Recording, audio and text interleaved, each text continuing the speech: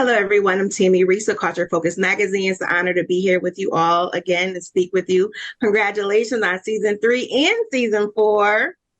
Just amazing. Coming from season 2 now into season 3, how does your character think of the Thomas family?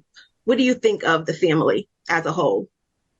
Thank you. That's a really good question. I think that Jukebox is, and I don't want to give too much away, but I think she's getting tired of kind of being like the string that's holding everyone together. Like she's constantly chasing after Kanan. She's tired of it. She's tired of Uncle Lou and his mess. He keeps letting her down. Her dad, she don't know what's going on with her dad, So I'd say tired. She's tired. Just tired. London, how about you? As far as the Thomas family, I think Marvin has just kind of been in a place where he's kind of been, because he had so much going on in season 2, so he was somewhat out of the loop of all the family stuff, because he had so much going on with his daughter, so much going on in therapy, that the family stuff was just kind of interesting. But so, now he's kind of on the outside of it, because he's doing a lot of, it's him and Rock kind of a thing, because he still got his attention on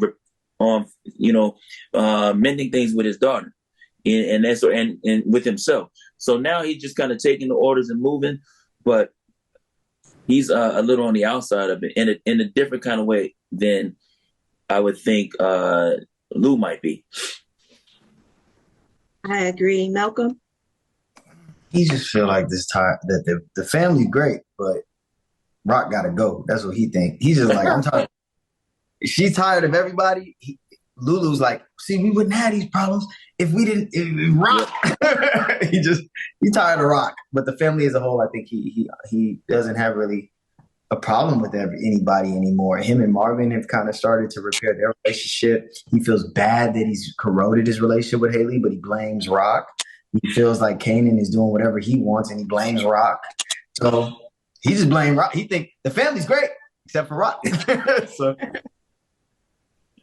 For sure. Hailey, we know how Jukebox character ends in the OG Power series, but at this point, what would you say is Jukebox power?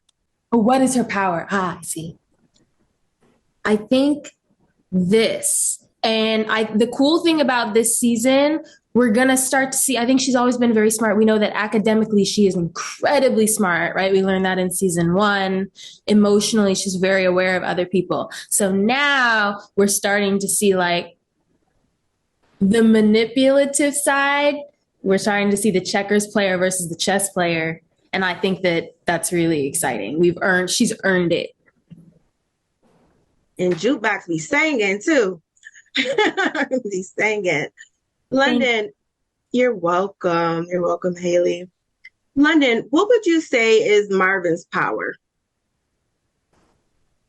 Marvin's power is his ability to, I think, be vulnerable. And I think it's now, of course, that took therapy to even get to a place to relax a little bit. And we get to see him be a little stronger or more open to the idea of trusting.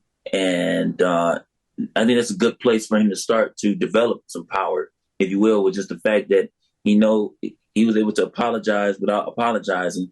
But just the fact that he knows he was able to get to a place where he realized something was wrong with him, and that gives him a lot of power to even attempt to move forward. Lou? Malcolm, I want to call you Lou, Malcolm, because you are Lou, okay? That's crazy. At least in our community. Own that character. That's crazy. Yeah. But I feel you. You're not the only one. It's okay, What is Lou's power, Malcolm? Lou? Oh, damn. What was his power? At one point, I would have said his ability to kind of just be cool through all situations, his ultimate cool. But that has proven to not be much of a superpower, but instead kind of a mask. So I can't even say that no more, bro. Been that no longer works for him. Or if it is his superpower, it's also his kryptonite, because being cool about everything on the surface it doesn't necessarily fix what's going on below the surface. So I think that's his superpower and his kryptonite, is being to appear like he's doing okay. And I think that season 3 we see that mask kind of fall. I love that. The last question I'll ask you all is, season 3 is showcasing during the holidays, and this is a family show. It may not be the average family show in everyday people family dynamics, but what do you want families who watch the show together to take away from watching season 3? I would say, you know, what's cool about a show like this is it does mean this is one of those shows where, especially for the holidays too, I think it's gonna be a great situation where it's gonna cause, let's say, a family don't really hang out as much.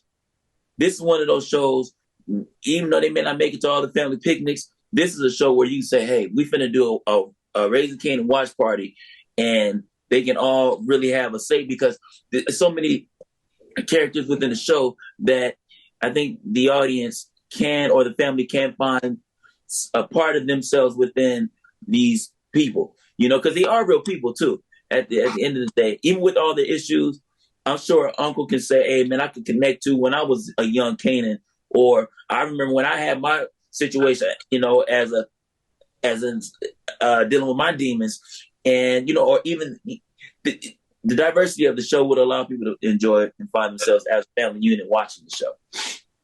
Beautifully said. Thank you, London. Thank you all. Congratulations again on season 3 and season 4. Keep up the great work, everyone. Thank you, love. Thank you. Bye-bye.